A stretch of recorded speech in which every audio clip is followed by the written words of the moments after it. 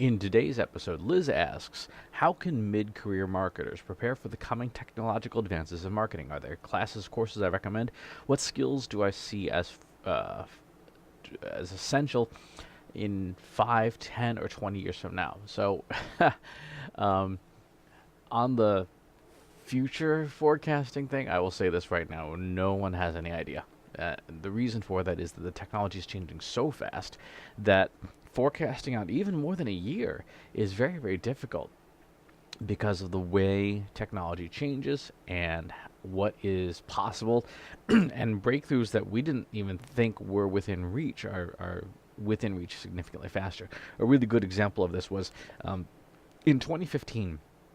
Some folks who are experts in deep learning predicted that deep learning would eventually solve a classic game like Go, Asian strategy game, in maybe 15 or 20 years when the technology improved. And of course, 18 months later, Google's DeepMind won the game of Go and beat Lee Sedol, the reigning world champion, at the game. And so that prediction straight out the window. So it's very difficult to predict that stuff. However, one of the maxims that I follow is by Jeff Bezos, the CEO of Amazon, who says, focus on the things that don't change. In B2B, what are the things that don't change? People want to save money, they want to save time, they want to make more money, and they want to prove the value of what it is they do. In the B2C world, what are the things that human beings want more, right? They want stuff faster, they want stuff that's better quality, and they want stuff that's cheaper. And anything you can do that helps them achieve those outcomes, it will get you the business. So as a mid-career marketer, think about the landscape of the different marketing technologies that are available right now. If you look, in fact, let's bring up Scott Brinker's MarTech landscape. This is a fantastic landscape in the sense that it gives you a sense of how big the marketing technology world is from a vendor perspective. And it's broken out by category of like what each of the broad categories, each of the tools do.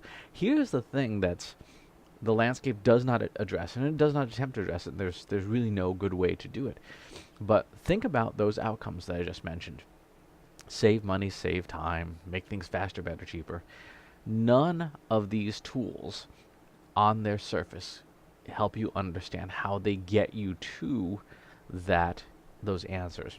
And so, as a mid-career marketer, one of the most valuable things you can do is to help connect the tools, which is the platform, with the processes within a company and the people who you work with to create those outcomes. If you go back to the classic consulting from H.J. Levitt's Diamond of Innovation, the 1964 framework, people, process, platform. As marketers, particularly mid-career marketers, get more and more stuff in the platform container, we don't have corresponding increases in our processes, and we don't have corresponding increases in how we work with the people within those things. So what should a mid-career marketer be focusing on? Obviously, continue to grow your people skills. Obviously, continue to grow, and this is where marketers are really deficient, is in the process side of things. I know I'm one of them. I am my CEO, and I've been working together for 3 years now, and she's constantly reminding me that process is how you scale. Process is how you repeat success. So whatever you can do to build process around the people and the technology you work with will help you succeed more.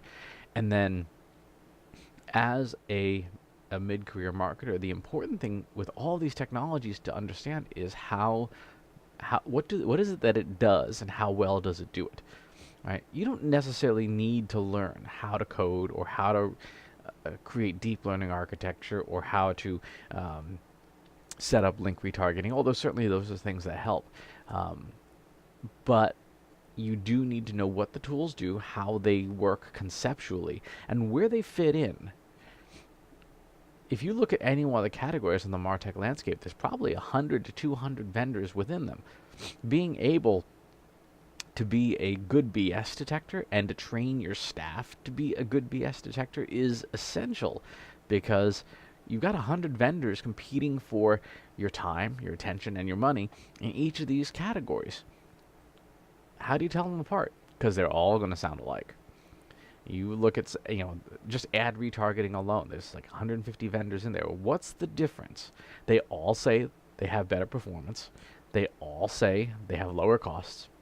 They all say that they don't do vendor lock-in and stuff like that. They all bash the incumbents. So what's the difference? How do they differentiate each other?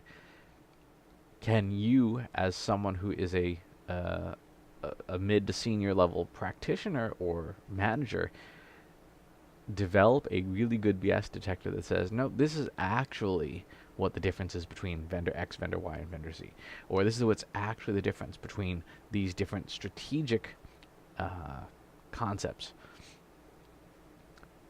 The further you get in your career, the less it is that you are probably going to be doing hands-on, and the more it is that you're going to be training, guiding, and advising.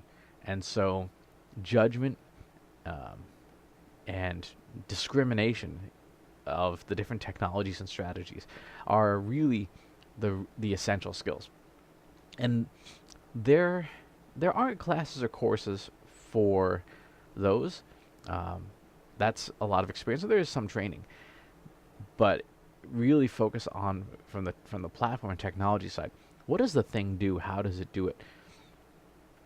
One of the things I think is a real benefit and an easy way to learn this stuff is to actually do, if you have a personal blog or even if you have a company blog, anytime you're trying to evaluate a sector, start interviewing the vendors, like for a blog post.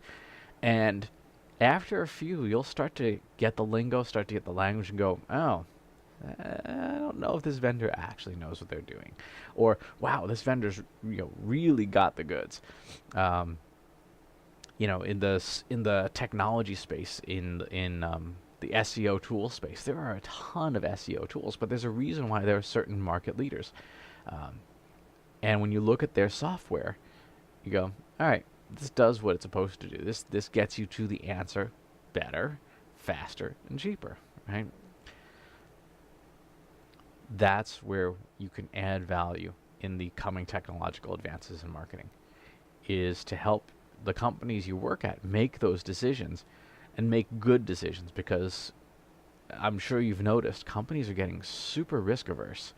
And people in general have gotten a lot more risk averse. So if you can be that trusted advisor within your own company who has your finger on the pulse of the landscape, you will have those timeless skills that will propel your career forward on an ongoing basis. That said, still learn the technology, still study on your own.